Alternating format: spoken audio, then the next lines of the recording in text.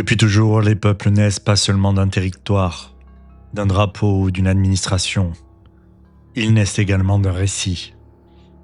Un mythe, une histoire que l'on répète, que l'on transmet, que l'on célèbre.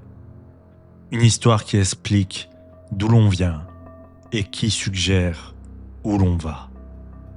Les nations sont avant tout des communautés imaginées, comme disait l'historien Benedict Anderson. Elles prennent forme grâce à un ensemble de symboles, de héros, d'ancêtres, de drames fondateurs. Et si ces mythes ne sont pas toujours vrais au sens historique, ils deviennent réels par les comportements qu'ils inspirent, par les valeurs qu'ils mettent en mouvement.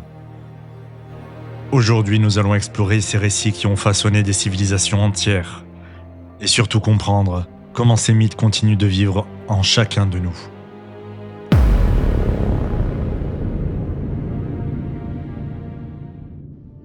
Depuis l'Antiquité, les grandes nations aiment s'inventer des origines sacrées. Cela crée de la légitimité, du prestige, mais aussi une âme collective. Rome naît d'un conflit fraternel. Deux jumeaux élevés par une louve construisent une ville. Mais pour qu'un ordre naisse, l'un doit mourir. Romulus tue Rémus, et Rome s'élève sur ce premier drame. Un mythe construit comme une métaphore. L'ordre naît du chaos, la loi naît du conflit. Et ce récit structure encore aujourd'hui la vision romaine de la puissance, de la justice, de la discipline. Plus tard, l'empereur Auguste commande à Virgile un autre récit, l'Énéide. On y apprend que Rome est héritière de Troie, que son destin est de régner sur le monde. Voilà comment une nation se raconte une continuité prestigieuse, une mission civilisatrice, un mythe politique assumé, mais qui a forgé une identité durable. Et de l'autre côté du monde, la mythologie japonaise raconte que la lignée impériale descend d'Amaterasu, la déesse du soleil. Un récit lumineux qui confère une unité spirituelle au pays. Le Japon n'est pas seulement une nation, c'est une famille divine. Ces mythes antiques ne sont pas seulement des histoires anciennes. Ils servent encore de repères, de symboles de cohésion, de fierté d'appartenance.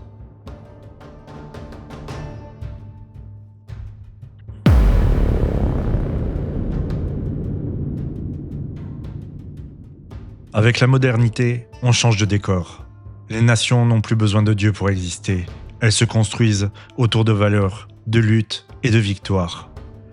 Aux États-Unis, le mythe de la frontière raconte qu'en avançant toujours vers l'ouest, on peut se réinventer, devenir libre, trouver sa chance. Ce récit a fondé une identité, celle du pionnier, du self-made man, de l'aventure permanente. Un mythe puissant, mais aussi ambigu, car il a occulté la violence faite aux peuples autochtones. En France, le mythe fondateur moderne, c'est 1789.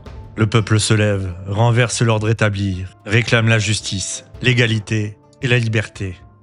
C'est l'apparition de Marianne, de la Déclaration des droits de l'homme, de la figure du citoyen. Là encore, le mythe ne dit pas tout, mais il façonne une identité. Être français, c'est croire en l'émancipation et en la capacité du peuple à changer le cours de l'histoire. Après les indépendances, beaucoup de pays africains ont dû redonner vie à des mythes précoloniaux pour se reconstruire. Légendes royales, royaumes anciens, récits de peuples fiers et sages. Ici encore, le mythe n'est pas un mensonge.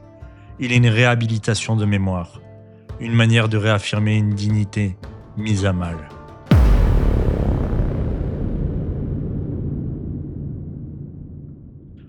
Aujourd'hui encore, de nouveaux récits émergent. Ils ne sont plus liés à une terre, mais à des causes, des réseaux, des mouvements planétaires. Face aux crises écologiques, un nouveau récit se dessine, celui de la planète vivante, fragile, sacrée.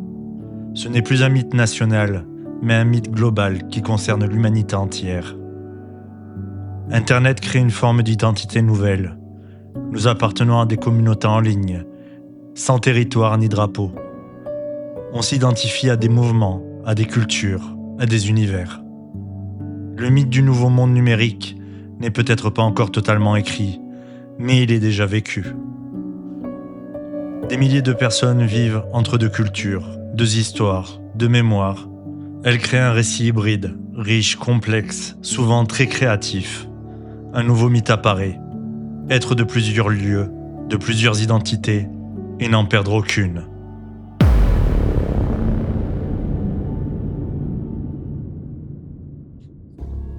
Avant de conclure, je te propose une respiration, une courte visualisation.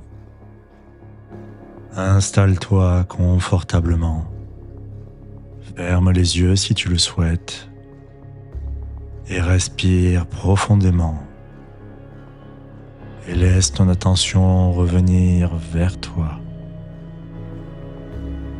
Tu inspires par le nez et tu expires par la bouche. Tu inspires profondément par le nez et tu expires lentement par la bouche. Tu inspires par le nez et tu expires par la bouche. Imagine maintenant un chemin, le tien.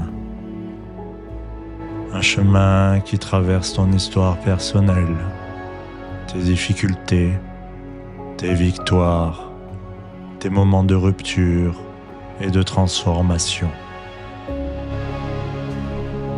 Un chemin apparaît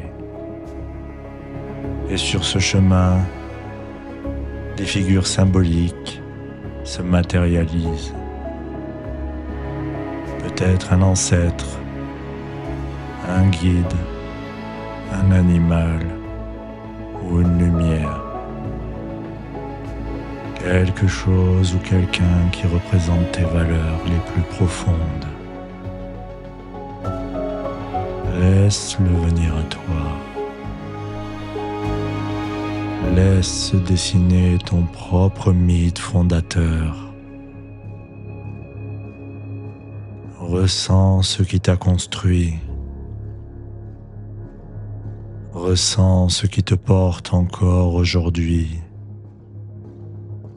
Et peut-être perçois-tu le fil rouge qui traverse tout cela. Ton histoire n'est pas figée, elle se réécrit à chaque instant.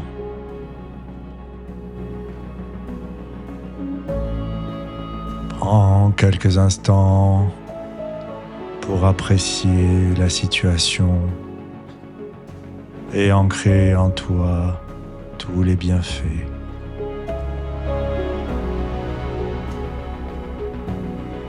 Et lorsque tu voudras reprendre le chemin, je t'invite à réouvrir les yeux.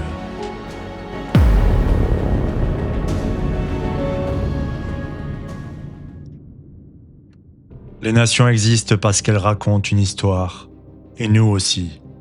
Nos récits nous structurent, ils nous limitent ou ils nous libèrent. Comprendre les mythes fondateurs, c'est comprendre que nous pouvons choisir ce que nous voulons transmettre, honorer, transformer. Nous pouvons réécrire notre propre histoire et peut-être, ensemble, écrire un récit collectif plus juste, plus vaste, plus inspirant. Car ce que nous croyons devient ce que nous devenons. Dans le prochain chapitre, nous explorerons le mythe le plus redouté, mais peut-être aussi le plus libérateur, celui de la fin du monde et des renaissances qu'elle prépare.